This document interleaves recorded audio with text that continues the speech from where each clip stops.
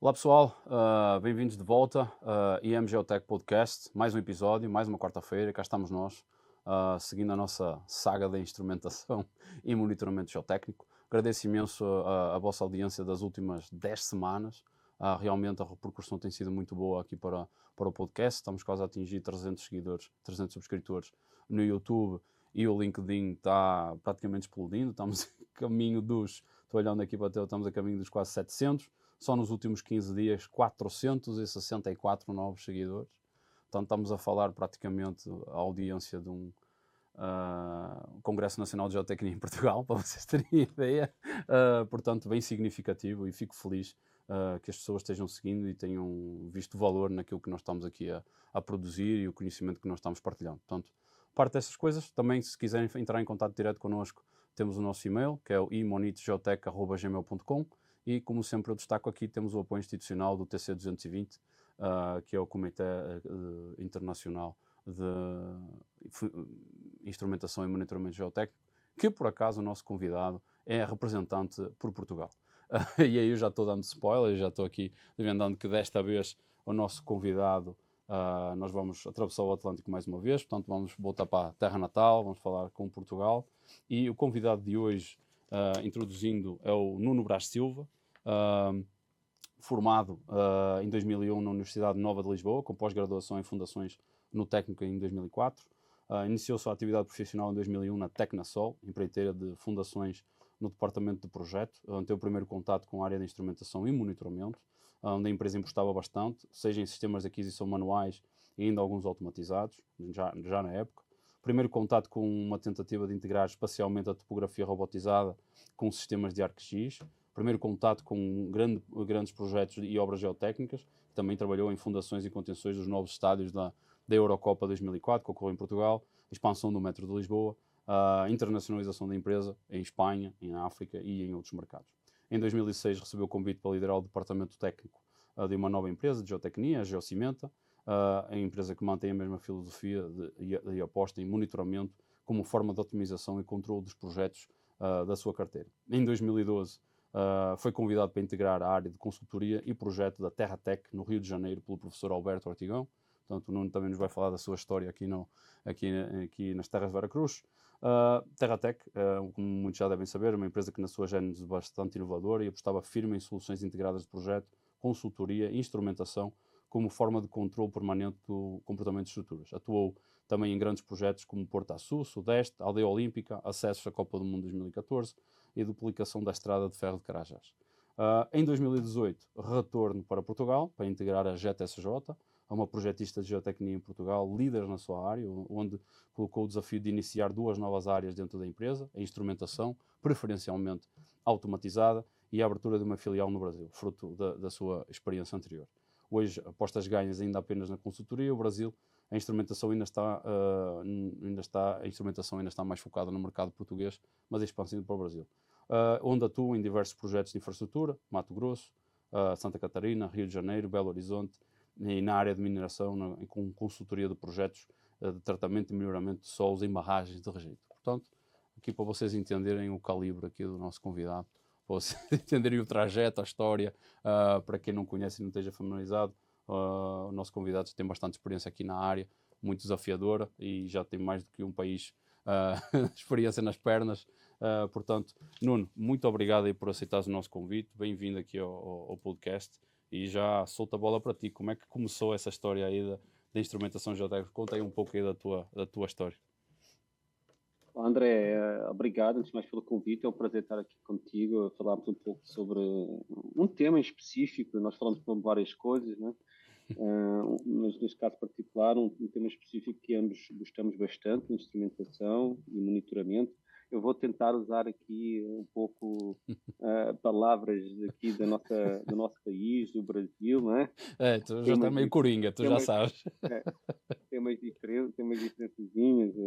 Hoje eu brinco que hoje nem sou português, nem sou brasileiro. Eu falo uma mistura que ninguém, às vezes ninguém entende muito bem. Sotaque luso-tropical, como eu costumo falar. Exatamente. Na verdade, como tu disseste, eu morei no Brasil, vivi no Rio de Janeiro durante 5 anos. A minhas filhas mais pequeninas, inclusive, nasceram aqui em Portugal, mas foram pequeninas para o Brasil. Elas alfabetizaram aí no Brasil, então o português do Brasil é algo bastante presente dentro de casa e me adaptei bastante bem, ok? Vamos lá, eu sou um ouvinte atento do teu podcast, pelo YouTube, desde o início. Devido à diferença horária, nem sempre consigo ver ao vivo, ou em direto. Sem problema, sem problema. Nós dizemos em direto ou ao vivo. Mas depois, a posteriori, eu vi quase todos. Esse último do Rodrigo, da TGO, eu não tive a oportunidade de ver, mas com certeza irei ver em breve. Okay? E em termos entretanto, perdi-me. Não, vamos lá. Muitos assuntos ao mesmo tempo. Não, eu estava a pedir... Conta aí como é que tudo começou, como é que foi a tua história. Eu fiz aqui uma breve introdução tua, mas aí, onde começou, como é que apareceu esse bichinho aí da instrumentação geotécnica? Eu confesso que hoje é um pouco, confesso que não sei exatamente como estão os currículos das universidades, né? A grade curricular, não sei exatamente como está hoje em dia, principalmente nas graduações. No mestrado eu sei que sim, já fala bastante de instrumentação, de monitoramento, mas na graduação eu penso que ainda não é dado o detalhe que deveria ser dado, né? Sim. Isto para dizer o quê? Para dizer que, na verdade, quando eu saio da faculdade, da universidade, eu começo a trabalhar lá em 2001, nunca tinha ouvido falar de instrumentação. Nunca. E, infelizmente, eu tive a oportunidade de trabalhar para a Tecnosol, como tu bem disseste. Foi o meu primeiro trabalho, fui estagiário na Tecnosol. Tecnosol, atualmente para os nossos colegas brasileiros, provavelmente não saberão, era uma das grandes empresas de geotecnia, de fundações, uma empreiteira, uma construtora. Tinha a moda antiga, tinha a parte de produção e obra, mas também tinha um gabinete de projeto, um departamento de projeto bastante forte, e eu fui integrado dentro desse departamento de projeto. E já nessa altura, lá em 2001, a empresa estava um pouco à frente do que era comum ser feito naquele momento. Né? Estamos a falar de 2001, estamos a falar de 22, 23 anos. Né? Ela apostava bastante na instrumentação. Então eu fui aos poucos tendo contacto com essa área, entender a gênese de tudo, não é? O porquê instrumentar, porquê é que nós monitoramos, porquê é que nós queremos medir certas grandezas nas obras que executamos e a influência que isso tinha no projeto. Como eu trabalhava numa empreiteira, havia uma relação muito forte entre o projeto e a obra, não é? Nós tínhamos contacto direto com a obra, nós éramos chamados regularmente para ir às obras sempre que havia um problema, e etc. Então nós tínhamos muito contacto direto com equipas de obra. Isso era muito interessante. E nós, muitos dos nossos projetos que nós fazíamos dentro de casa, na Tecnosol, resultavam de soluções variantes, otimizações de projetos já existentes, né? Soluções normalmente mais arrojadas, otimizadas. Então, se nós vamos implementar soluções otimizadas, nós temos que ter um controle mais efetivo sobre o que vai acontecer na nossa estrutura, não é? Exatamente. Então, surgiu muito daí. Portanto, havia assim, uma simbiose muito boa entre puxarmos ao máximo pelo projeto, né? Pelas soluções, para termos obras económicas, mas tudo isso implicava um controle do que estava acontecendo. Podemos reagir sempre que fosse necessário, se alguma coisa não estivesse a correr dentro do esperado. Bom, isto assim, é muito prático em relação com a obra, mas o projeto com a obra, mas mais especificamente do projeto, também havia outra coisa muito interessante que nós começámos a avaliar lá, que era a relação entre já na altura, volto a referir, no plano de 2001, 2002, 2003, por aí, não é? Nesse momento, já havia, claro, software como o Plaxis. Eu iniciei no Plaxis em 2001, quando entrei na empresa. Já tinha o Plaxis, não me recordo, era o 7.11, nunca mais esqueço. Plaxis 7.11, é quase o início do Plaxis, de uma forma mais comercial e corrente. E começámos a ter aqueles modelos de extensão de formação,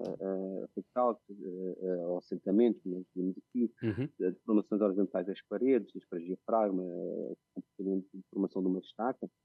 Começámos a dizer, bom, eu tenho estes resultados do meu modelo, o que está acontecendo na obra? O meu modelo está a reproduzir exatamente o que está na obra, sim ou não? e começámos a retroanalisar os projetos, né? Começámos a usar muitos termos da retroanálise, né? Portanto, tínhamos um projeto, fizemos um modelo, tínhamos um projeto, a obra ia ser executada, era instrumentada e monitorada, obtínhamos certas grandezas, por exemplo, a variação da carga do tirante, Uhum. ou deformação horizontal de uma parede medida a partir de um cronómetro. Em função destes resultados obtidos, nós voltávamos para o projeto, para o nosso modelo e modelámos isto bem, os parâmetros estavam corretos, sim ou não, o que é que está a acontecer quando há desvios? Isso está a colocar em causa a segurança da obra, sim ou não? Ou até, podemos otimizar ainda mais, Uhum. se estamos a ter um comportamento melhor do que esperávamos, Uhum. pronto, e por aí adiante. Então, esse é o meu primeiro contato. Uhum. Mas uma coisa que eu estou curioso, Caramba, André, vocês fizeram. interrompe-me sempre Não, que não, não, quiser, não, porque eu começo a falar muito. não, só para que tu concluís o teu raciocínio, que a pergunta que me surgiu é assim: vocês estavam a fazer isso por vossa iniciativa interna, certo? Não havia nenhuma regulamentação ou alguém que vos exigisse isso. Vocês estavam a fazer porque vocês viam um valor naquilo e vocês podiam ver que poderiam otimizar o vosso projeto e poderiam ter mais valias disso que vocês estavam a fazer. Eu vou separar em dois grupos, ok? Uma parte, sim, era uma iniciativa própria, porque nós vimos essa mais-valia, Uhum. que eu acabei de referir, nos nossos próprios projetos, nós queríamos controlar os nossos próprios projetos, portanto, isso era um investimento interno da Interno. empresa, Uhum. e depois resultava em economias de obra, resultava em propostas, um ganho de experiência, depois resultava em propostas Uhum. mais económicas em outros trabalhos semelhantes. Uhum. Desculpa. Isso era um grupo, sim, investimento interno na empresa. Depois havia outro grupo que eu separava desse aqui primeiro, que não, que normalmente estavam mais relacionados a obras mais complexas, ok? Portanto, aumento de obras públicas, expansão do metro de Lisboa, obras portuárias, Uhum. portanto, obras do ponto de vista geotécnico mais complexas, que aí sim, também, normalmente eram obras já projetadas por grandes empresas de projeto, que já Uhum. tinham esse contacto com instrumentação e monitoramento. E aí toda essa definição, todo esse plano de instrumentação já vinha de base dos projetos, e a empresa executava, mas nós tínhamos sempre acesso, apesar de poder não, a empresa, como eu referia, a Tecnopol era uma empresa executora, portanto, Uhum. havia certos trabalhos que não passavam pelo departamento de projeto, mas ainda assim nós tínhamos sempre contato com esses dados, não é? Esses dados de obras, e nós avaliávamos sempre esses dados, até para aprendermos, não é? Claro. Então, mas o comum é como tu falaste, o comum naquela altura, e felizmente isso mudou bastante, mas naquele momento eram as obras, no geral, não estavam previstas para a instrumentação, era um investimento interno da empresa em colocar instrumentação nas suas obras. Uhum. Okay? Entendi. Hoje, felizmente, o cenário mudou bastante em Portugal, no Brasil. Uhum. Eu digo mudou bastante, mas por setores. A gente, com certeza, mais à frente vai falar um pouco disso. Claro. Na mineração, eu acho que no Brasil está a fazer um trabalho fabuloso. Uhum. Claro. Provavelmente até tu, André, falarás até melhor do que eu. Está a fazer um trabalho fabuloso nessa área de instrumentação. Hoje o Brasil pode ensinar o mundo. Pode ensinar o mundo e mostrar as suas experiências. Uhum. E eu fico às vezes com pena, porque existem tantos case studies que podem ser retirados de obras, grandes obras geotécnicas na área da mineração, e ser apresentadas em congressos. Eu vejo poucos nossos colegas de projeto no Brasil a se expor nos congressos, a mostrar o seu trabalho, fazem trabalhos muito bons. Na área de infraestrutura, no Brasil, infelizmente, eu acho que ainda está 2 ou 3 passos atrás. Uhum. Precisava de ter um upgrade de como fazer as obras, como fazer a instrumentação, não é? Isso eu concordo perfeitamente, tipo, complementando o que estás a falar, não é? Realmente, nosso convidado aí, quando fores ver o episódio anterior, o Rodrigo fala em realidade paralela. Ele fala no termo É? muito engraçado. Que Eu não sei, como eu falei, não vi o não tinhas episódio visto, mas anterior, ele também aborda já dessa estou a dar o forma. spoiler, não é? Não, até é algo que nós abordamos em vários episódios aqui e que eu sempre puxo para as pessoas entenderem que realmente se vive uma realidade paralela no Brasil no que toca à mineração e os outros setores. Tem outros setores que já estão absorvendo, não é? Por exemplo, nós estamos a falar da parte da mineração, que tem as barragens de rejeito, mas as regulamentações que estão aplicadas às barragens de rejeito, elas também tocam um pouco nas barragens de concreto, e a parte do setor de hidroelétricas também está absorvendo muito e está tendo uma evolução muito significativa aqui no Brasil, porque também estamos a falar de questão, as grandes obras e o risco associado se acontece algum problema, não é? Portanto, e a parte das hidroelétricas eu vejo também adotando essa postura. Pipeline começa, óleo e gás também já adotando essa postura, regulamentações diferentes, mas no caso do Brasil, devido aos eventos que aconteceram nos últimos anos, a legislação sim. e a supervisão mais apertada levaram a esse crescimento. E como o Nuno falou, trabalhos absolutamente singulares, eu diria, porque tem muito case study e eu vejo as pessoas mais preocupadas em demonstrar isso, mas depois também é meio restrito, porque depois tens as questões legais, tens de pedir autorização, nem sempre se quer revelar os dados, tens as questões legais associadas e nem sempre o pessoal pode publicar por restrições jurídicas. Eu próprio falo por mim, já tentei fazer papers em parceria com algumas mineradoras e o primeiro departamento que eu falo não é o técnico, é o jurídico. Portanto, aí depois não pode citar o nome, não pode falar onde é a localização, tem que ser meio. Então, aí depois a gente perde um pouco da valia técnica do case. Mas existem outras que ainda têm essa abertura e, inclusive, até já consegui fazer algumas parcerias para isso, que realmente é muito importante demonstrar isso. Mas voltando aqui, vamos. Nós próprios, André, né? Nós próprios já uh, temos, temos um projeto um projeto em comum, não é? Uhum. Em que tu foste da empresa instrumentadora, nós demos a projetista que projetámos um plano de instrumentação automatizado aqui em Lisboa, né? Uhum. E já apresentámos aí alguns papers sobre... Conseguimos apresentar uns papers aí, tem mais um aí no CEF 10, se preparem. Só estou à espera que me autorizem aí para apresentar esse caso que o Nuno está falando. Isso é um caso de infraestrutura, uma escavação urbana em Lisboa. Que está aqui ao meu lado, no nosso escritório. Que está do lado do escritório, já tive o prazer de visitar. Cara, foi um ótimo projeto, eu diria uma das referências na automatização de projetos em Portugal. A GTSJ está puxando, que é a empresa do Nuno, não é? Está puxando bastante essa parte da automatização em projetos e que tem revelado a sua mais-valia. Mas pronto, não vamos saltar os passos, vamos seguir aqui a parte temporal. Portanto, tinhas a tua experiência aqui em Portugal, não é? Sempre ligada aqui com instrumentação geotécnica e projeto, não é? E obra. Aí depois também passaste aqui pela Geocimenta e ainda tiveste aqui uns anos, desde 2006 até 2012, não é certo? Correto? Sim, exato. Foi depois, a dado momento, a meio do meu percurso na Tecnosol, na minha primeira experiência profissional, houve alguns profissionais que saíram dessa empresa e formaram uma empresa nova de geotecnia, né? Uhum. Passado uns anos, em 2006, convidaram para ir, a empresa cresceu, tipo como se fosse sentir necessidade de ter um corpo técnico, não é? Que estudasse as obras, suportasse tecnicamente, e convidaram-me se eu queria ir integrar e liderar esse departamento técnico. E eu ponderei e acabei por aceitar, e estou tipo, há 6 anos e de crescer outras experiências, né? Portanto, apesar de eu liderar o departamento técnico, no início estava sozinho, era um departamento de uma pessoa, né? É assim que começa, né? Assim começa, exato. Mas para crescer, com tantas pessoas e aí também, obviamente, ganhei outras experiências, não só mais da área técnica, mas também de gestão, não é? Uhum. E também foi uma experiência bastante interessante. Uhum. E vivemos também aqui uma altura de 2006 a 2012, né? 2008 foi a crise económica subprime nos Estados Unidos, mas ela chegou com um delay bastante grande aqui a Portugal, tal como fosse em 2011, 2012, eu me recordo. Uhum. Portanto, ainda vimos aqui um boom bastante interessante, e não tanto de grandes obras públicas, mas de construção civil normal, portanto, obras perdiais. Para quem conhece Lisboa é uma cidade com património histórico muito relevante, tal como o Porto, de onde o André é originário, não é? Cidade do Porto, muito nobre e da cidade do Porto. Azul e branco é o coração, mas pronto, não vamos deixar clubismos à Parabéns, parte. parabéns pela vitória no Champions. O meu clube não vale a pena falar. Não vamos entrar por aí. Mas pronto, tem um património histórico muito relevante. Então houve muita obra de geotecnia, porque é preciso preservar esse património histórico, portanto também existem novas estruturas mais modernas, é preciso fazer escavações no subsolo para ter lugar de estacionamento, porque a cidade não pode ter estacionamento à superfície no geral, não é? Uhum. Portanto, então muita obra geotécnica mais perdial, mas com grandes desafios, né? Estamos a falar de escavações de 15, 20 metros para subsolo, portanto, 4, 5 pisos de subsolo para estacionamento, pisos técnicos, etc.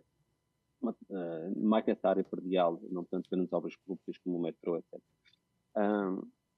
Depois, ali por 2012, Porque também, lá está, não é? Acho que é sempre importante nós nos expormos em congresso, apresentar os artigos, apresentar os trabalhos que estamos a fazer, sermos criticados por o caso, isso é sempre Uhum. importante, faz-nos crescer. Em 2012, o professor Ortigão, o Alberto Ortigão, da Terra Tech, convidou-me para vir trabalhar na Terra Tech. Eu gostava, obviamente aqui em Portugal, essas empresas onde eu passei, quer a Tecnosol, quer a Geocimento, eram empresas portuguesas, mas que estavam internacionalizadas, né? Tinham trabalhos Uhum. Espanha, que é um mercado natural de Portugal, não é? Que é o nosso lado, mas também os que a gente chama os PALOP, né? Todos os países onde faz língua Exato. portuguesa, principalmente em África, nós temos muitos trabalhos por África, Espanha, alguns outros países da Europa, mas uh, eu tinha contato com esses países. No entanto, quando recebi esse convite do Portugal para ir trabalhar no Rio de Janeiro, foi algo que eu ponderei bastante e achei como um desafio, que é algo que eu queria viver, uma experiência de eu estar fisicamente morando noutro país, absorvendo a cultura, porque também não, isto aqui não somos só profissionais, não é? Também temos que ter outro tipo de experiências Exatamente. culturais, Uhum. sociais, etc. E o Brasil, naquele momento, estava a viver uma expansão económica gigantesca, portanto, era um país de oportunidades, um país bastante interessante, um país que temos uma afinidade cultural muito boa. Uhum. Tinha um monte de portugueses E, vindo para cá nessa época, não é? Na realidade, exato, eu vim quando tu exato. via. Nós viemos, eu também vim em 2012, né? Eu e um monte de colega Pois, meu ali entre 2010, 2012, 2013, um sim, monte de português veio para cá nessa exato. época. E nós, repara, podem fazer uma retrospectiva, nós ali por essa, mais ano, menos ano, como é óbvio, tínhamos todas as obras para as infraestruturas da Copa do Da Copa Mundo, do né? Mundo, Estádio da exatamente. Copa do Mundo, Uhum. tínhamos isto mais específico no Rio de Janeiro, também todas as infraestruturas para os Jogos Olímpicos de 16. 2016. Uhum. Para ali tínhamos as empresas do Wake, né? Dezenas de empresas do Wake Batista MMX a e afins. investirem, exatamente, a investir em infraestrutura de forma Isso. brutal, não é? Uhum. Portanto, trabalhámos. Também trabalhaste no Porto Sudeste, não foi? Não, não Não, cheguei, estou não, cheguei, confundindo. não Não, cheguei, não não. cheguei, não cheguei a trabalhar. Mas pronto, tivemos a trabalhar no Porto Sudeste, Porto Açu, tudo isto no Rio de Janeiro. Depois, um pouco mais tarde, a expansão da estrada de ferro Carajás Uhum. para a Val, que é um investimento também gigantesco da Val. Na altura, eu apercebi-me disso, portanto, projetos super interessantes e não podemos recusar, não podemos recusar a oportunidade de trabalhar em projetos e obras desta natureza e desta grandeza, não é? Uhum. Estava-me recordando, tínhamos toda a expansão do metrô de São Paulo, também do metrô do Rio de Janeiro para ir ligar à Barra da Tijuca. Bom, tudo isto a acontecer, pontes estaiadas, Uma ponto de vista de panóplia. engenharia, uma coisa fabulosa, diversificada e fabulosa, né? Então eu acabei por aceitar e foi uma experiência E, e, que em eu te- adorei, né? e em termos de aprendizado assim, no mercado de instrumentação brasileiro, de tudo isso que tu Hum, trabalhaste, qual foi É, quais foram os maiores aprendizados? Seja pessoais, seja profissionais. exato, aí tive o primeiro impacto, às vezes nós todos somos um pouco, acho que é um pouco da nossa natureza e temos que lutar contra ela, que somos um pouco conceituosos, né? Uh, nós protegemos muito o que conhecemos. Eu tive a primeira agradável surpresa, porque quando cheguei ao Brasil, eu vi o quão bem se trabalhava em projeto de consultoria Uhum. e instrumentação, que é um tema que estive aqui a falar, e não tanto projeto e consultoria. Uhum. Apesar de, obviamente, ter aqui muitos pontos comuns, mas o quanto e bem que se trabalhava nessa área no Brasil, na instrumentação, em um monitoramento. Okay?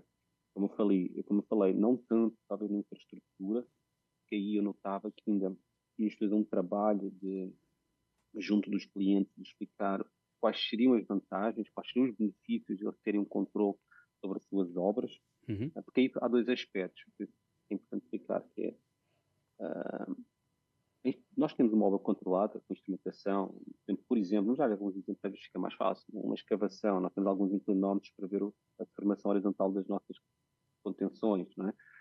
Ou o piezómetro para verificar a variação do nível da água, em regiões como, por exemplo, na Barra da Tijuca, no Rio, que o nível da água é muito Muito superficial, superior. com Uhum. solos moldes, etc. O benefício que isso tem para o cliente é o seguinte, eu poder, com uma instrumentação instalada na obra, monitoramento, leituras, eu poder ir por um caminho de otimização, as minhas estruturas estão-se a comportar muito bem, O que é que eu posso fazer? Vocês, projetistas, consultores, o que é que podemos fazer em função dos resultados desta implementação? O que é que nós podemos fazer para otimizar a minha obra e com isso eu ganhar, não é? Ter maior lucro, maior vantagens económicas, ou o contrário. A instrumentação mostra que o cenário é bastante mais favorável. Eu posso até ter que consumir mais recursos, mas atenção, recursos de reforços, de contenção, ou de situação, mas atenção, eu estou a evitar um colapso, Em estou a prol da evitar um segurança. acidente. Em prol da Né? segurança, não é? Exatamente. Portanto, é um win-win. Não é? Exatamente. É um win-win. Uhum. Quer seja como otimização, quer seja um alerta, atenção, alguma coisa está a correr mal, vamos atuar já para que não aconteça um colapso, um acidente mais grave. Exatamente. E realmente está-se a trabalhar muito bem no Brasil nestas áreas de instrumentação e monitoramento, no tratamento dos dados, automatização, como tu referiste ali no início. Eu tive um primeiro contato com a automatização lá no início da minha carreira profissional, quando a Tecnosol tentou montar um sistema georreferenciado em ArcGIS, com estações totais robotizadas para leitura de alvos, prismas, para leitura de prismas, na expansão do metrô de Sevilha, em Espanha. Tá. Foi um investimento gigantesco da empresa nessa área, teve algum sucesso. Eu tinha pouco contacto, mas eu ia vendo o que os meus colegas estavam fazendo. Também na altura tinha 23, 22, 23, 24 anos. Era mesmo quase uma curiosidade minha ver o que é que os meus colegas mais velhos estavam fazendo nesse desenvolvimento desse software. E foi o meu primeiro contacto. Era muito raro nós termos alguma coisa automatizada naquele momento. Também assim me explicar, como falar há 20 anos, sensores não era barato. Não é? Sensor, hoje nós conseguimos sensores o nosso carro, o nosso automóvel, não faço ideia, mas deve ter lá 30 ou 40 ou 50 ou 100 sensores para tudo e mais uma coisa. Né? Nós éramos o tempo que tínhamos uma vareta para medir, íamos lá abrir o capô do carro e ver o nível do óleo com uma vareta, limpavas e dizias. Hoje não, tens lá um sensor de marca no painel, não é? É verdade. Está tudo cheio de sensores. Então, porquê? Porque está mais barato. O sensor hoje é barato. Né? Portanto, hoje em dia é muito mais fácil, muito mais simples automatizar. Há 20 anos, uma conexão Bluetooth estava sempre a falhar, nunca conseguimos configurar aquilo, não é? Facto. Não havia nem smartphones, na época, não é? Quanto muito um teclado QWERTY do BlackBerry. Sim, exato. Mesmo quando tinha alguma tentativa de automatizar alguma coisa, eram muitos cabos pela obra inteira. A internet não era o que era hoje, não é? Portugal, eu acho que naquela época, então, o projeto era em Sevilha, não é? Mas o contexto de Portugal, eu lembro-me a banda larga em Portugal começou a aumentar. Eu lembro-me, eu coloquei 2, 3 megabytes na minha casa em 2005, 2006, cara. Que hoje em dia, assim, absolutamente, não tem nem de ser. Agora é um gigabytes, 5G, portanto é outra conversa, né? Às vezes é preciso contextualizar para as pessoas entenderem. Os mais novos entenderem as diferenças. A gente tem uma obra, quando se precisa de alguma tentativa de automatização de alguma coisa, mais simples que fosse, eram dezenas de cabos, centenas de cabos espalhados pela obra. Agora imagina que é um cabos espalhados pela obra, com escavadoras a circular, movimentação de materiais, ficava sempre a ser cortada toda a hora. Hoje tem um cabo, já é o que é, imagina quando tinha muitos, não é? E a infraestrutura que tu tinhas que fazer, porque, por exemplo, as pessoas terem atenção, hoje em dia, a gente passa um cabo, tem umas coisas que é wireless, colocas ali um conduíte metálico e passas o cabo. Antigamente era muito mais cabo. Portanto, a infraestrutura para tu poderes organizar todos esses cabos, a energia que tu tinhas, e também eram equipamentos que consumiam muito mais energia. Portanto, a infraestrutura que tu tinhas para fazer, para montar esses esquemas de... Era cara. Era muito pesado. Também é isso aí. É bom, como tu falaste, é bom ter esse contexto para as pessoas entenderem que também antigamente tinha outras limitações técnicas, não é? De logísticas também. E voltando aqui para esse período no Brasil, portanto, eu comecei a perceber no Brasil, obviamente algumas regiões tinham outros desafios geotécnicos, desafios mais complexos que temos aqui no Portugal, por exemplo, Barra da Tijuca, muito sol mole, as escavações são difíceis, tem que ter outro nível de controle, como por exemplo em Santos, né? Também trabalhamos lá no Tiplan de Santos. Outros desafios geotécnicos, portanto, que nos obriga também a termos uma instrumentação mais precisa, mais complexa, mas isso faz crescer. Portanto, o mercado brasileiro também não, hoje em dia, a qualidade que ele tem nessa área de instrumentação e monitoramento também é fruto né, da complexidade dos solos brasileiros em algumas regiões, né, porque isso obriga-nos a estudar mais, a desenvolver-nos mais nessas áreas. Então, realmente aprendi muito nessa fase da minha vida de instrumentação, até porque Uhum. o Portugal ele gosta muito também dessa área, se dedica muito a essa área, e aprendi muito com ele, e aprendi muito nesses anos que eu trabalhei aí nesses solos, moldes da Barra, os moldes da Barra de Tijuca, nós chegámos a ter vens com coisas não drenadas e misturas a 10 kg para cal, uma coisa Tipo, impensável aqui costuma-se em dizer que Portugal. é o solo mais mole do mundo, não é? Tem pessoal que até Exatamente. brinca com isso, que diz que é o solo mais mole do Portanto, mundo. Mas, qualquer erro que nós façamos em projeto, ele obviamente, reflete imediatamente na obra. exatamente, Ok? exatamente. Portanto, nós tínhamos cuidado com isso, tínhamos muito cuidado com a instrumentação e estávamos constantemente a analisar se tudo estava-se a comportar como, E, como, como e, previsto. e isso que tu falas também, assim, essas condições muito específicas do solo, que no passado já devem ter tido maus resultados, as pessoas aprenderam com os erros, não é? E aí eu acho que isso Sim. também aumentou a capacidade técnica tanto dos engenheiros como do pessoal de campo, seja instrumentação, seja projetistas, consultores, por causa dessas exigências constantes que tu tens, dessa variedade, É, essa heterogeneidade. Eu acho que isso aí também tem muito, elevou o sim, nível por causa do desafio técnico ser também grande, né? claro. Tem muito a ver com, na verdade, isso não existe, na verdade, se nós pensamos bem, são exigências que vêm da sociedade. Uhum. Tem a ver com a sociedade aceitar maior nível de risco ou menor nível de risco. Correto. Por exemplo, dá exemplo prático. Por vezes existem sociedades que são tolerantes nós termos trincas numa estrutura de 0,4, 0,5, 0,6 milímetros, ou recalques no. Uhum. Ou talvez não seja o melhor exemplo. Vou trazer aqui mais para a geotecnia. Imagina, temos uma contenção, há uma escavação, há uma alteração do estado de tensão no solo, e vão haver deformações Uhum. volumétricas no solo. Portanto, Uhum. estamos a falar basicamente de calques e deformações horizontais. Uma contenção, se nós vamos fazer uma escavação, a nossa contenção vai deformar, ponto, vai Ponto. deformar. Agora, Uhum. ela só pode deformar dentro de certos Uhum. limites. Mas Uhum. porquê certos limites? Porque nós temos que ter um controle sobre o que está acontecendo nas estruturas próximas, não é? Nas estruturas confinantes. Estamos aqui para o meio urbano, não é? Não é aceitável ter uma cortina que forme a um tal ponto que provoque trincas no edifício do vizinho, não é? Não é Exato. aceitável. Claro. Ou, por exemplo, no passeio, não é? Passeio onde os pedestres circulam, não? Portanto, e quando eu falo do nível de tolerância ou nível de risco, por vezes temos sociedades que dão menos importância a ter um passeio que tem ali Um uma desnível. bacia de recalque, Isso. ou algo assim, um centímetro. Não, há sociedades que não aceitam isso, não é? E a pessoa E outras sociedades que estão mais indiferentes para esse tipo de situação, não é? Exatamente. Até há uma figura que eu gosto muito de mostrar para exemplificar o que quer dizer, até, André, se não te Quero. importares de Mostra aí a figura aí, pessoal. projetar. Podes falar, podes falar. Estamos com Posso? ela na Pronto. tela aqui. Eu acho que esta figura é bastante didática, é o seguinte: em Y tens o nível de risco e em X tens o tempo. Uhum. Imagina que tu estás a fazer estás a controlar uma contenção, a avaliar um inclinómetro, Uhum. formação horizontal de um inclinómetro, ok? Uhum. Portanto, o tempo, relacionado com o tempo, na falar, o fazimento construtivo, portanto, executaste a tua parede, vais escavando, vais executando tirantes sim ou não, vais Exato. escavando para o segundo nível tirantes, fazes tirantes, dás a proteção, etc. Não importa muito. O que é interessante deste gráfico, que está associado também ao nível de risco na vertical, é que se tu reparares, tu tens, lendo aí o gráfico, portanto, está aqui, este é um exemplo de execução de túnel em condições estáveis. Uhum. Túnel, okay? Mas esta figura pode ser projetada em qualquer tipo de grandeza, ok? Ou qualquer tipo de obra. O que importa é o que é que ela mostra.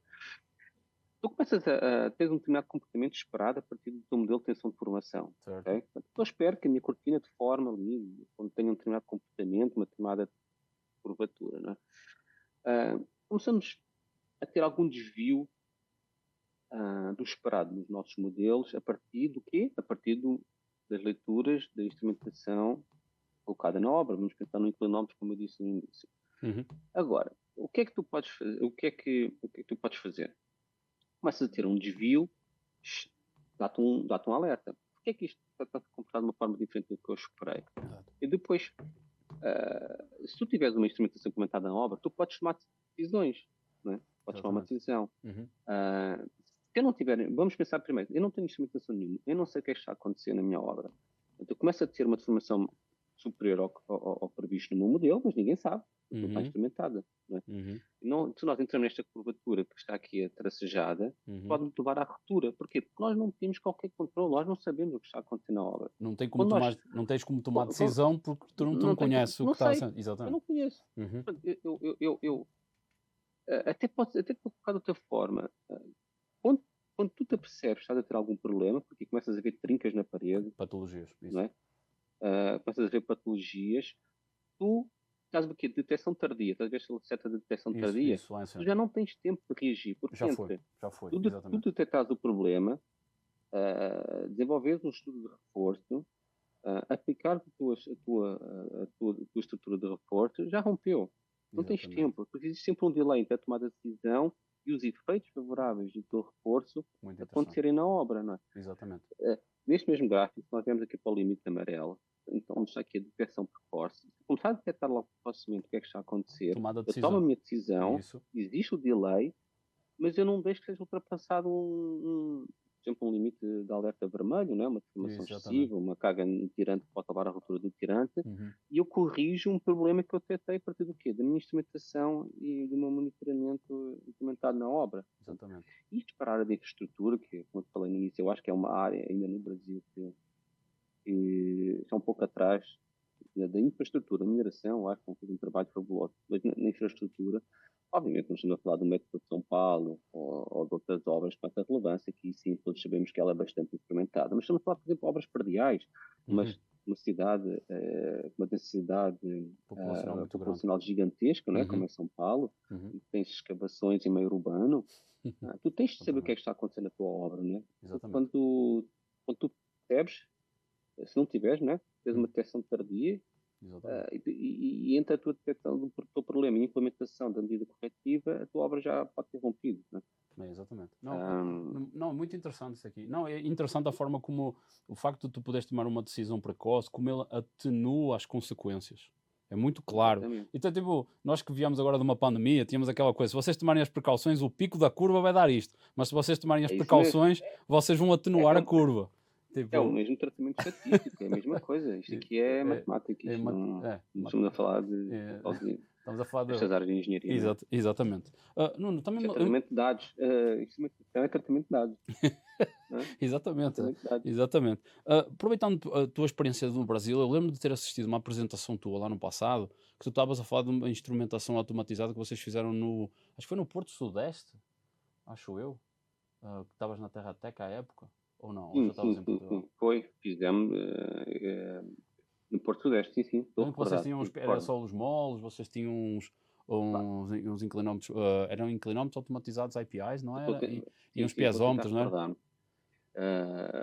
Qual é o contexto? Era a expansão do Porto e havia uma fase inicial de um aterro teste, não é? Portanto, houve um tratamento de solos com colunas de brita, havia fundações dos rails, tem um nome, não me recordo, mas dos trilhos de onde circulam aqueles grandes guindastes do Porto Sudeste. Dos portos. E, portanto, isso aqui era o contexto da obra. Portanto, havia um aterro teste, que era carregarmos aquele tratamento com colunas de brita, com a instrumentação que temos lá implementada, ver o comportamento e depois remover o aterro de sobrecarga e liberares a obra para o porto iniciar as suas operações, né? E lá tínhamos, tínhamos lá Smart APIs, portanto, inclinómetros, todos eles de leitura remota, tínhamos por quilómetros para controlar o recalque do aterro, esses não estavam automatizados. Tínhamos instrumentação manual. Tinhas piezómetros, tinha piezómetros também elétricos, não é? Tinha piezómetros, de corda vibrante, tínhamos alvos topográficos com leitura com estação total. E lá é curioso que agora recordei-me por causa da questão das definições dos limites de alerta e de alarme, né?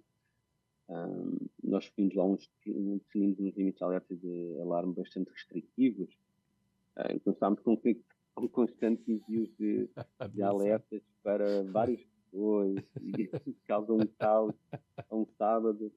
causou um Será? caos. Estamos todos no final de semana a ver o nosso show lá no Botafogo, e tudo a correr para o escritório, quando não sei o que é que aconteceu, que a obra vai cair, mas não, simplesmente é um A falso gente ri, a alarme, que é gente bastante, ri, mas é é sério, a bastante, gente está rindo, eu estou rindo aqui, mas não é, aconteceu nada, mas a gente sabe que é não, sério, não é? quem lida com instrumentação sabe que já teve uma experiência dessas e Claro. toda a gente ficar alarmada, mas já aconteceu casos reais de realmente os alarmes terem significado físico e temos que intervir, ou coisa assim, só Uhum. estou brincando. Não vou dizer minha experiência mostra que não deve ficar muito preocupado com apenas um instrumento que ultrapassou um certo critério de alerta ou de alarme. Um instrumento, um sensor. Nós temos que avaliar, fazer uma análise crítica. Temos que ter um conjunto de instrumentos, Uhum. né? Inclusive instrumentação redundante, então temos algum tipo de instrumentação redundante, talvez possa ter um problema do sensor. Né? Claro. Então temos que fazer uma avaliação de conjunto e realmente entender se o comportamento de uma estrutura também está a fugir de controle por um conjunto de instrumentos, não apenas por um. Então, a avaliação desse conjunto de instrumentos é que pode levar a tomar uma decisão de atenção, tem que parar a obra, ou temos que tomar determinadas medidas de força, seja lá o que for, não é? Exatamente.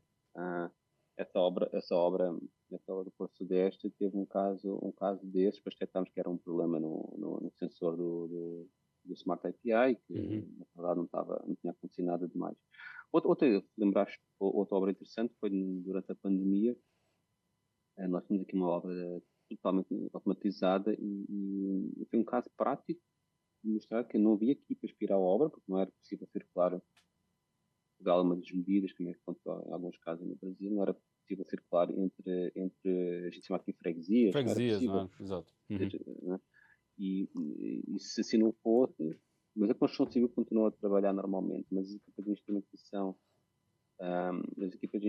na maior parte dos casos, os técnicos, e bem, né, por uma questão de segurança, usavam sair a algumas obras. Não era o nosso caso, porque nós tínhamos as obras automatizadas, mas obviamente, em alguns casos dessa forma. Mas foi uma forma prática de mostrar que a automatização funciona até nesse caso. Nós não precisamos de intervenção humana na obra, porque a obra continuou, a construção civil continuou a operar nessa fase e nós estamos em casa, sentados ao nosso computador, no nosso laptop, para verificar os resultados na hora e o que é que estava a acontecer e podemos entrar em contato direto com o diretor da obra e tomar as decisões que houvesse para tomar. A obra estava automatizada.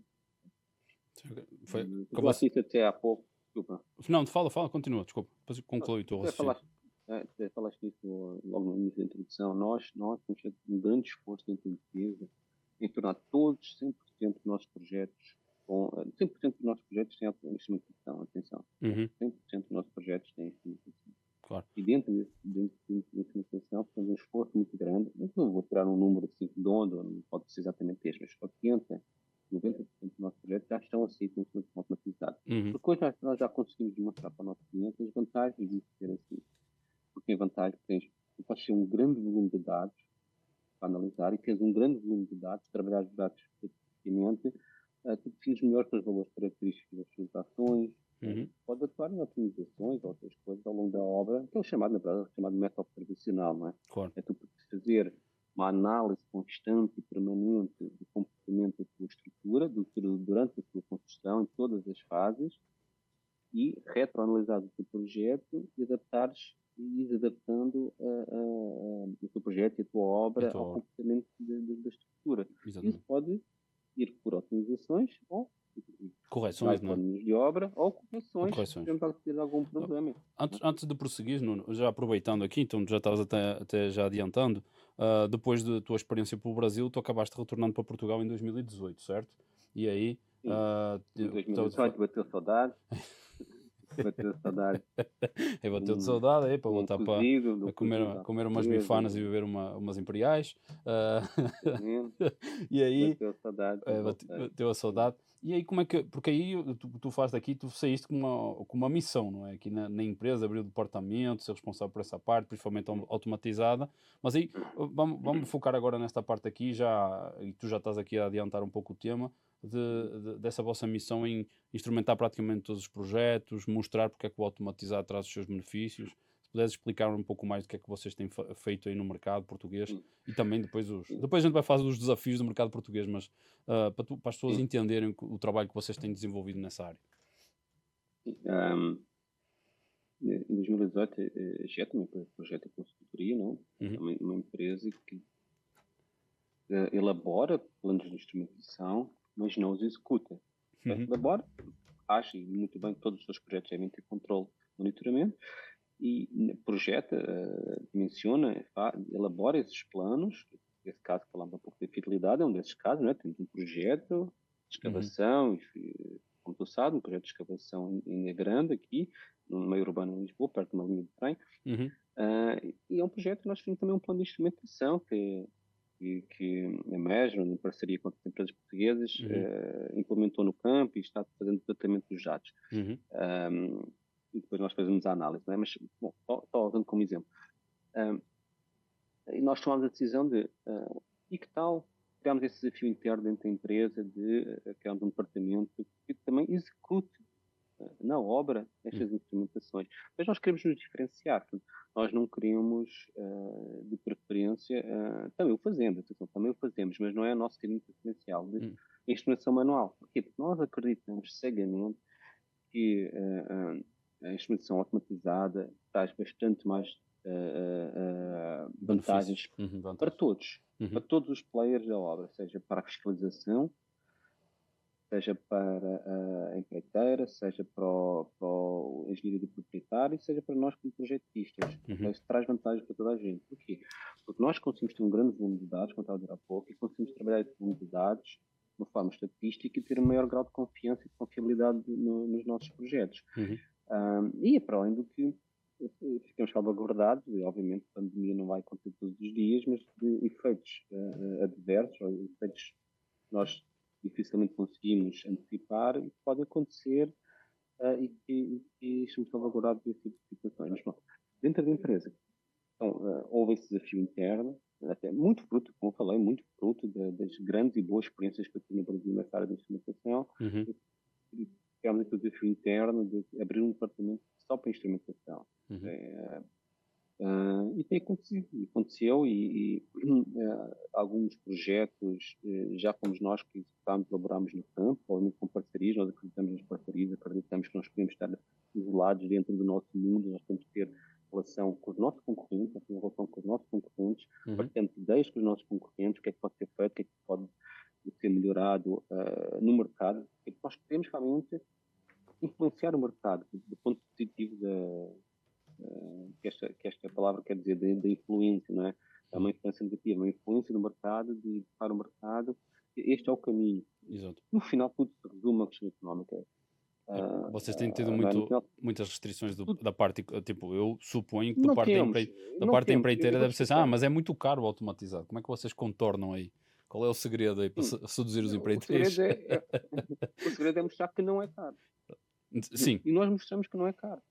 Porque, como te falei lá no início, os sensores de hoje não são caros. Os sensores de hoje são baratos.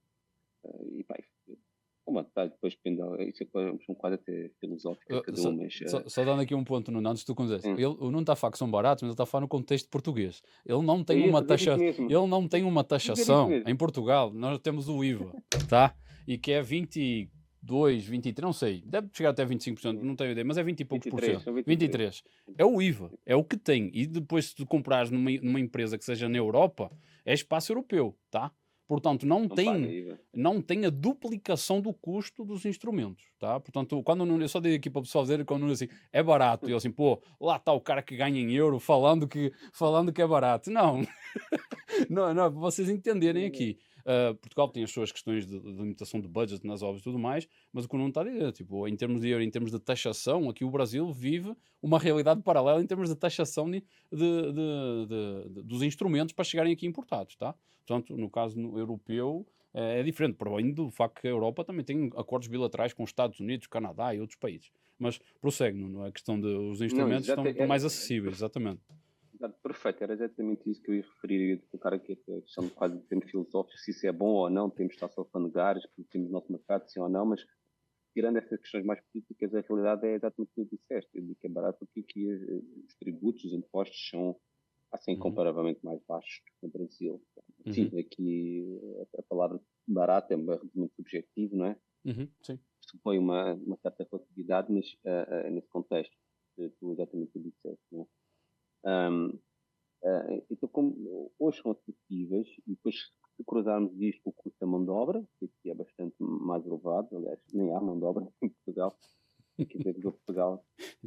Ou seja, são bem-vindos, não temos nada a falar de mim, nem para engenharia, nem para tudo na área, uma falta de falta para todas as áreas, portanto, Exatamente. vão à parte. Portanto, imagina, escassez de mão de obra, implica custo de mão de obra mais elevado. Uhum. A queda dos materiais, quando a queda dos materiais, dos sensores, da eletrónica em geral, Baixando.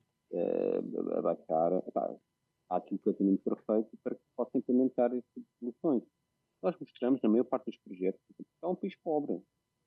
O Brasil é um país riquíssimo, é um país muito pobre. Nós temos que fazer. Reparem Não no que o tem Nuno noção acabou de disso. falar. Portugal, país para o Brasil. E eu concordo com ele. Eu concordo com o que o Brasil É um tem país aqui em pobre. termos de recursos e riqueza, mão de obra, juventude, criatividade. Cara, não é em O todo Brasil o tem mundo que acesso se a encontra tudo. O isso. Brasil tem acesso a recursos humanos, tem acesso a matérias-primas, tem indústria transformadora, Isso, tem agronegócio. O Brasil é um país riquíssimo, não é? exatamente. Portugal não, Portugal às vezes não tem recursos de matérias-primas, não tem falta de recursos humanos. Bom, acho que sim, estou a ser juiz em causa própria, mas acho que as nossas qualificações são boas, eu diria até acima da média, Exatamente. mas somos poucos. Mas somos poucos, né? Ah, ah, Estamos envelhecendo a nossa bastante, envelhecendo. envelhecida, a nossa economia está simplesmente baixa, porque na verdade somos um país muito pobre. Mas pronto, à parte disso, Uhum. dá aqui existe aqui o casamento perfeito para nós implementar soluções hoje em dia automatizadas, porque querem menos recurso humano, é só que ela faz a implementação no campo, Uhum. ok? Mas depois é software, obviamente, isto não é tudo perfeito, às vezes há um erro no gateway, o painel solar deixou de alimentar o gateway por alguma razão e temos que ir a campo intervir e buscar o que é que está a acontecer, mas nós temos demonstrado aos nossos clientes, e eles têm acreditado, e isso tem-se demonstrado na prática, que é mais barato que a solução manual. É mais barato, Uhum. porque obviamente não são os números assim, meio números redondos, não se aplicam em todos os casos, mas uma obra predial, uma escavação de dois solos, que tínhamos alvos topográficos, leitura de inclinómetro, leitura eventualmente de um piezómetro, vamos pensar numa situação assim. Uhum. Uma equipa para ir a campo, fazer leitura manual dos instrumentos, não vai cobrar menos do que 10 mil reais. 10 mil ou 10 10 mil mil euros? reais, 10 mil reais? reais por dia. Ah, por dia. Ah, não, não. Por dia, Por por dia. dia, por dia. Por Um dia de dia. leitura, uma ida ao campo, fazer leitura deste 10 mil. instrumento e voltar para casa. Equipa mês aqui no Brasil é 35.040, cara. Não, estou a Por falar por mês. dia. Então, estás a falar por dia. Tá, Por ótimo, dia, ótimo. por dia. Então, se Estou a fizeres falar a 4. equipa Isso, estou a falar a equipa, uma obra pequena, portanto, falar a equipa que na verdade são duas pessoas apenas. Estou a exatamente. vir Uhum. normalmente o cara de fotografia, que mais o cara que está portando a mira, ou um Uhum. cara que vai além do piezómetro, um cara que vai além do Isso, inclinómetro. exatamente. Duas pessoas no máximo, no dia da obra são 8, 9, 10 mil reais. Isso. Okay? Pensando em reais. Uhum. E quando tu tens uma obra, tens que fazer, por exemplo, leituras semanais. Já fazes isso vezes 4, não é? Estamos a falar para os 40 mil reais, como tu falaste. Uhum. Mas se tiveres duas leituras semanais, que está uma obra de um grande ritmo, as escavações a ocorrer muito rápido, 80 mil reais, por exemplo, não é? Exatamente. Se tens uma obra automatizada, de facto tiveste um CAPEX maior, tiveste ali uma fase de investimento inicial, não tem todos os instrumentos no campo, Uhum, claro. mas depois o teu custo é o custo de manutenção do sistema, né? Tens o Uhum. sistema online, podes ajustar sempre quando passar alguma coisa. Portanto, eu vou dizer, é muito mais, fica mais barato. Eu não quero exagerar dizer muito mais barato, mas fica mais barato. É, Nós temos demonstrado isso, e isso. com a Secretaria temos demonstrado isso. E a prova disso é que temos crescido, temos feito cada vez mais obras com instrumentação automatizada.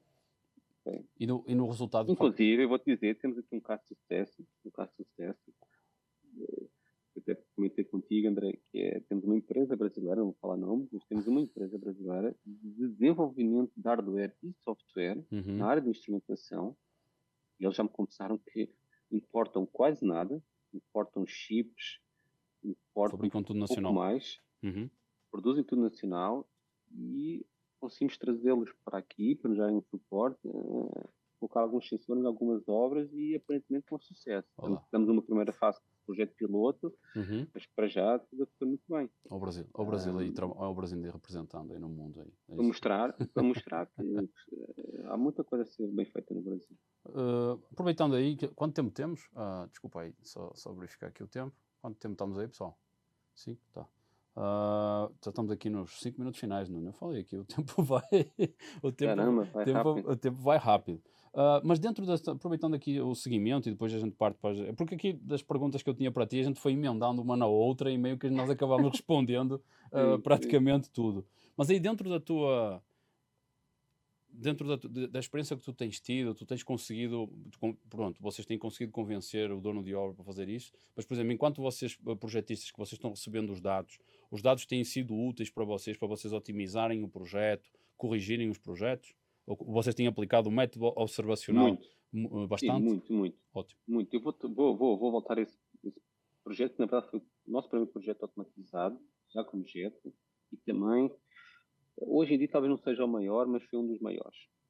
Foram um projeto ali aqui em Lisboa, ali no Parque das Nações, que era um conjunto de 3 edifícios. Era uma obra grande, 3 edifícios grandes, e um deles com 3 lotes, a gente chama lote, aqui é lote também. 3 prédios. 3 prédios.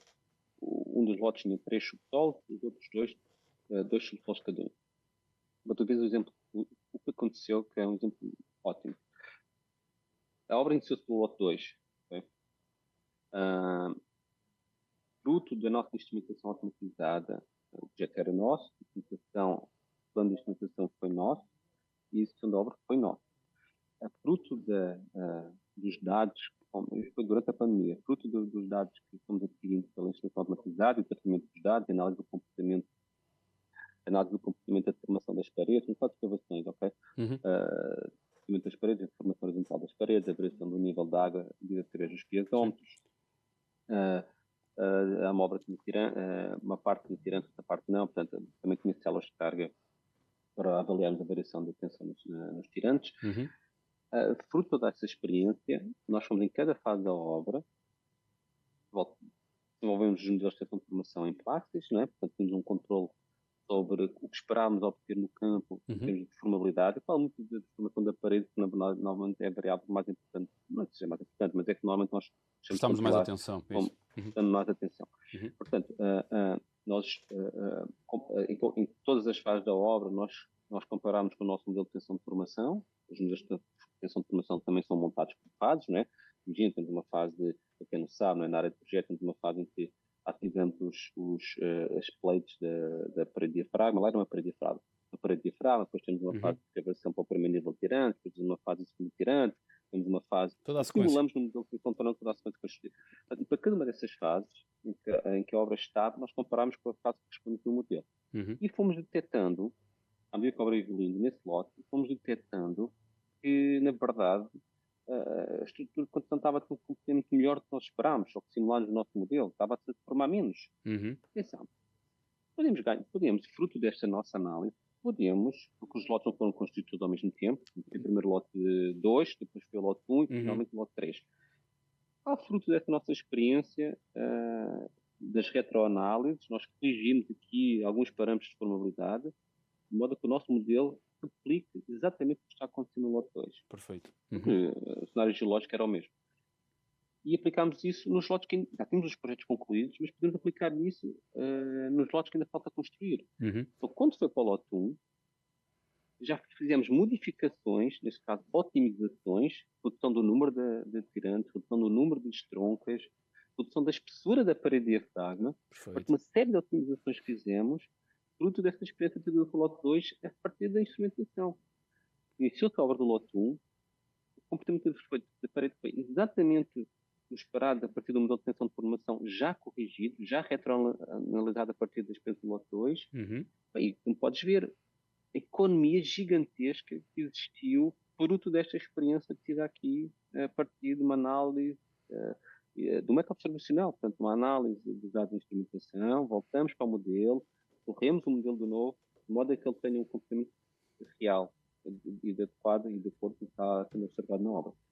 Perfeito. Posso dizer, se números redondos, não vou colocar aqui nomes, nem obras, nem empresas, não é relevante, mas estamos a falar de o nosso cliente, com todo o investimento que ele teve na instrumentação, que foi um investimento, instrumentação é um investimento, Sim. instrumentação não é um custo. Uhum.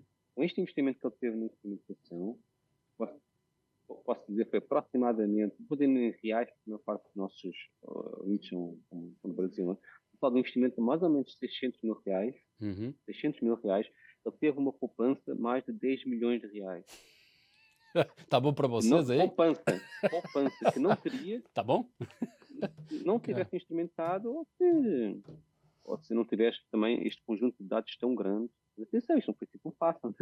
A prefeitura, aqui a prefeitura acompanha em Lisboa, somente, no Porto também, eu sei que também, temos a prefeitura, no Rio seria o equivalente, seria a GeoRio, em São Paulo não sei exatamente. Tem um departamento que acompanha as principais obras. Sim, tem, eu não sei o nome, mas também tem em São Paulo, da prefeitura, sim.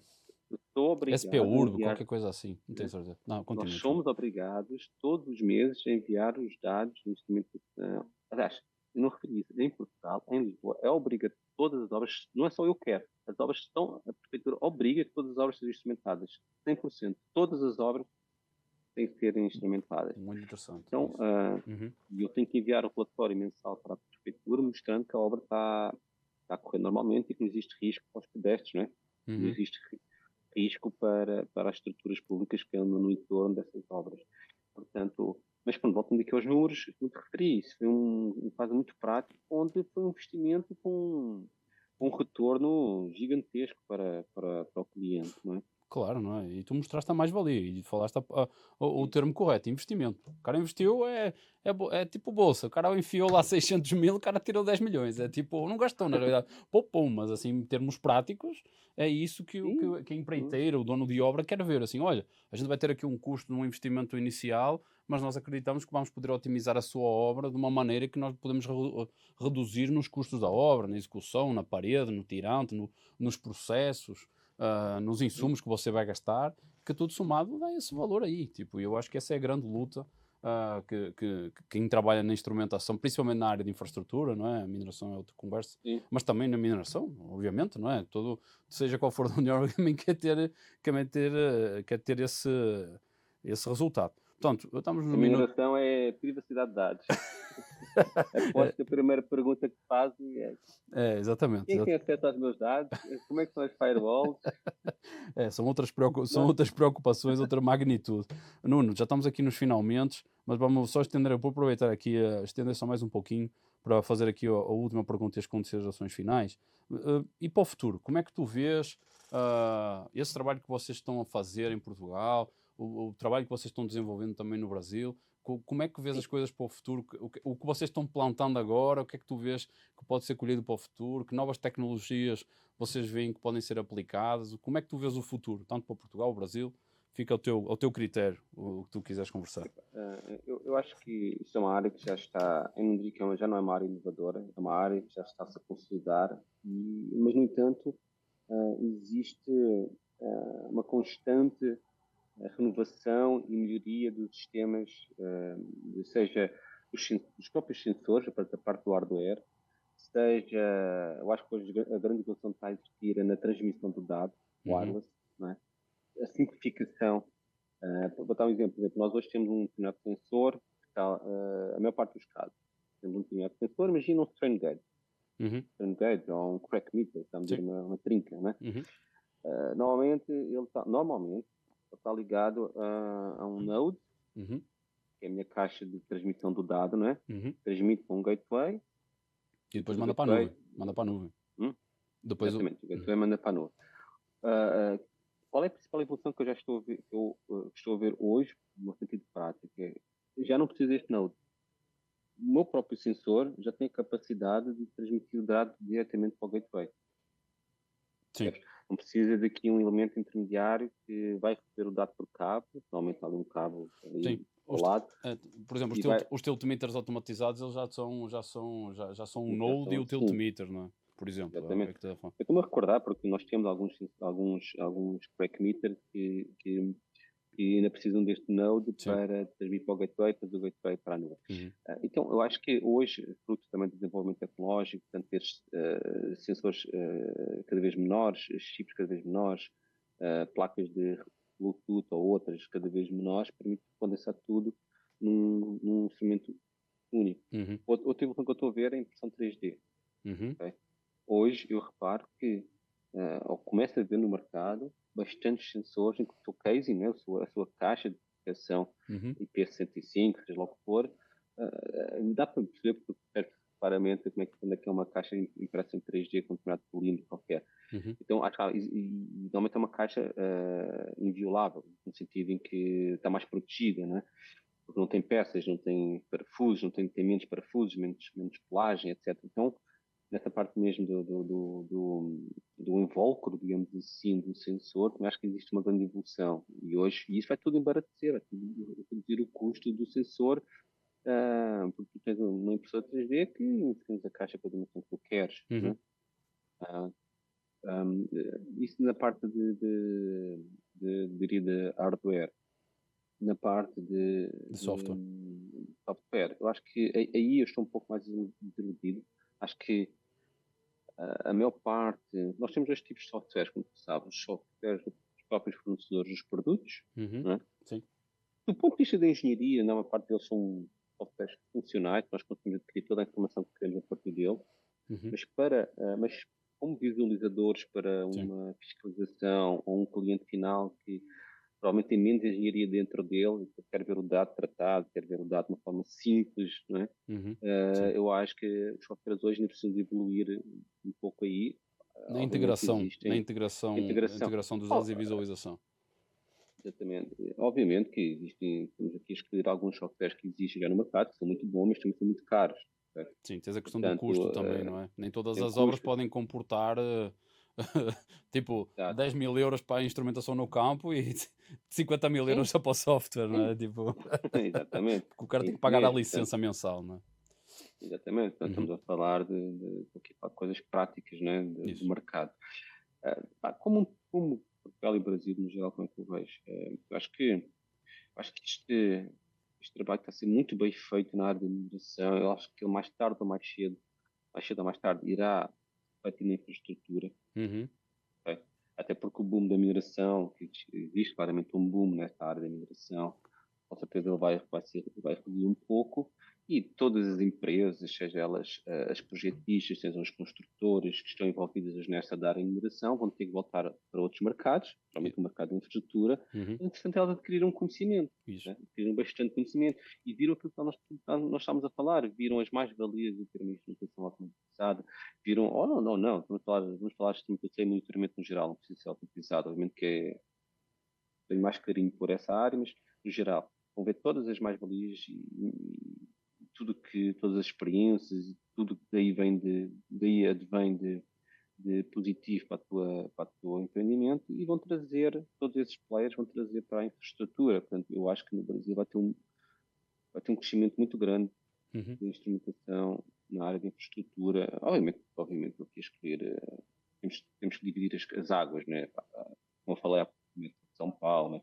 Rio de Janeiro, grandes obras geotécnicas, essas já são instrumentadas, atenção, não é? Eu não fico com a ideia que mas podem melhorar, podem melhorar em termos de automatização.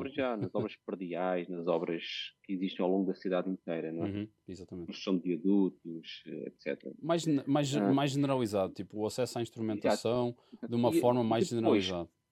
Onde eu vejo que existe um grande espaço ainda para crescimento é depois o tratamento destes dados todos e a ligação disto ao projeto. Acho que aqui ainda existe um grande desfazamento. Okay? Porque os projetos são feitos, os projetos são entregues, a obra está a ser executada, imagina que a obra está a ser instrumentada, mas muitas vezes este projetista pode ter uma assistência técnica à obra, pode ter um ATO, mas também pode não ter. Mas o que é que fazem com estes dados? Devolvem para o projetista, mas o projetista nem tem contrato ativo daquela empreiteira para fazer aquela análise. Ou às vezes não sabe o que fazer com o dado também. Ou às vezes nem sabe o que fazer. Ou então, ok, voltando ao método observacional, essa projetista tem que ser contratada para poder tratar estes dados todos e poder retornar para a obra com com um feedback, seja ele de otimização, seja ele de alerta, seja Perfeito. lá o que for, não é? Uhum. Acho que este triângulo entre projetista, dono da obra, empreiteira, e o que fazer com este estado de instrumentação, que isso tenha frutos reais, positivos, como este exemplo que eu dei do Excel, que é feito nos 3 lotes em momentos diferentes, que isso é um retorno muito grande Uhum. financeiro para a obra. Este processo ainda não flui muito bem. Eu sinto que ainda não flui muito bem. Ainda tem espaço para melhorar bastante, não é? A aplicação do método observacional na sua plenitude, não é? Eu também entendo os desafios, porque também tens a questão que eu acho que da outra vez eu estava discutindo aí no workshop, que é a questão também, as questões contratuais, não é? Como é que tu aplicas porque aí tu estás a aplicar o método observacional implica alterações de projeto, e aí tem questões contratuais. É um desafio. É um desafio, sim, não é? E tem questões contratuais que são muito engessadas, não são tão flexíveis, e é preciso ajeitar a forma como os contratos são feitos. Às vezes é concessão-construção, tens um pouco mais de flexibilidade, outras vezes não tens uma interação tão boa entre o empreiteiro e a projetista, e aí se perde um pouco de informação, ou aí às vezes o dono de obra não está disposto a investir ali, não é? Portanto, ainda tem essas questões contratuais a ser discutidas, que são perfeitamente válidas e que acho que podem fazer total diferença um dia, quando todo mundo estiver em sintonia e entender a mais-valia da instrumentação. Exatamente. Cara, eu acho que a gente já passou o nosso tempo. Vamos escorraçar aqui do estúdio. Quanto tempo a gente já passou, cara? Fala aí para mim. 11 minutinhos? Ei, pô, já estamos a abrir para 1h30, né? Fazemos uma parte 2. Pronto. Na segunda temporada, certamente. Nuno, cara, alguma consideração final para despedir aí da audiência? Vou dar uma sugestão para uma fase seguinte do teu podcast. Fala. Fase de grupos. Montas uns grupos de profissionais sentados contigo à mesa. Então, não, tipo, está sendo equacionado. É que é questões de agenda, sabes como é? Agenda, geografia, eu estou em São Paulo, depois tem pessoal que está fora, entendes? E é meio complicado, mas realmente fazer aqui umas mesas, não mesa redonda, porque esta é retangular, mas fazer umas mesas de discussão, nós podemos ver isso em outros formatos no futuro. Realmente é algo que estou pensando, porque felizmente o podcast está a tomar uma dinâmica muito interessante e as pessoas... Se tiver café e biscoito ou bolacha, eu vou. Opa, então, para mim, eu vou. Então é chope. Nuno, cara, muito obrigado aí por teres aceito o convite, pela tua contribuição. Deste aqui uns exemplos, cara, excelentes aí, tipo, do método observacional que tanto falámos, mas hoje tu vieste com valores, hein, assim, mais concretos para as pessoas entenderem das mais-valias. Agradeço imenso. Não sei se queres acrescentar mais alguma coisa para te despedir. É um prazer conversar contigo, e já nos conhecemos há um tempo. Falaste-me desta ideia, não é? Ainda quando era uma ideia Exatamente. Que eu achei espetacular. Eu confesso que provavelmente existe, não é? Mas não sei se existe. Pode ser que sim, pode ser que não. No mundo existe que faz um podcast por mês. Nós estamos a fazer 4. Existe que eu conheça. Só de instrumentação existe no mundo, mas é em inglês, não em português. Nosso objeto aqui. Mas de qualquer maneira, são os pioneiros. Continua, porque eu acho que vai ser. É importante para a comunidade. Estamos aqui as nossas experiências. Ótimo, muito obrigado. E aos nossos colegas brasileiros, não tenham medo de ir para os congressos, não tenham medo de apresentar os vossos trabalhos, que vocês vão fazer trabalhos excelentes. Ótima mensagem. Estão ouvindo aí, pessoal? Escrever para o Congresso aí, Slope Stability no próximo ano, Cobranseg no próximo ano, Congresso Europeu de Geotecnia, que vai acontecer em Lisboa na última semana de agosto. Eu aqui fazendo a promoção, eu já estou com 2 artigos engatilhados para serem apresentados, para a empresa já patrocinar a minha ida. Também vai ter Congresso Luso-Brasileiro na sexta-feira antes do Congresso Europeu, que também está sendo organizado. Portanto, cara, a última semana de agosto do próximo ano vai ser assim muito interessante. O Congresso Europeu de Geotecnia é verão em Portugal. Vai ser em Lisboa, vai ser no antigo pavilhão Atlântico, agora Mel Arena. Tipo, para vocês entenderem, é o maior sala de espetáculos de Lisboa, ou de Portugal, vai receber o maior Congresso Europeu de Geotecnia, que acontece a cada 4 anos. Portanto, já fica aqui a promoção, a grandeza, para vocês entenderem a magnitude, e eu acho que vai ser muito, muito importante.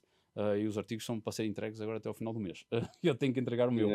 Pronto. Nuno, muito obrigado, cara, mais uma vez. Muito grato pela tua contribuição. E despedindo agora aqui da nossa audiência, a gente esticou aqui um pouquinho mais, mas, cara, não tem como interromper quando o papo está muito interessante. Já sabem como é, apertem o Quando não sininho. gostarem, é só avançarem um pouquinho a barra para a Exatamente, frente. não é? Agora tens inteligências artificiais, você vê os melhores momentos. E depois a gente trata dos cortes também para vocês. Exato. Aí, pessoal, já sabem como é, aperta o sininho, segue o canal. Por favor, não, sigam o LinkedIn, mas não só o LinkedIn. Porque o LinkedIn está num ritmo aceleradíssimo de seguidores, o que eu fico muito contente. Mas aproveitem, vão lá nos vídeos que nós disponibilizamos na nossa página, cliquem no vídeo e aí depois vocês vão lá e subscrevem o canal do YouTube, porque aí vocês não precisam de aguardar pelo LinkedIn para verem se nós temos atualizações ou não. Como relembro, nós temos... Há um short, desculpa André, há um short nos TikToks também, então, se vocês quiserem aparecer os TikToks e os Reels da vida, também vai ser. Também podem compartilhar isso aí. Portanto, nós, recordando, temos o nosso e-mail para contato direto, imonitgeotech@gmail.com. Sigam nas nossas redes sociais, temos também o YouTube e o LinkedIn. Portanto, muito obrigado pela vossa audiência. Até uma próxima. Obrigado.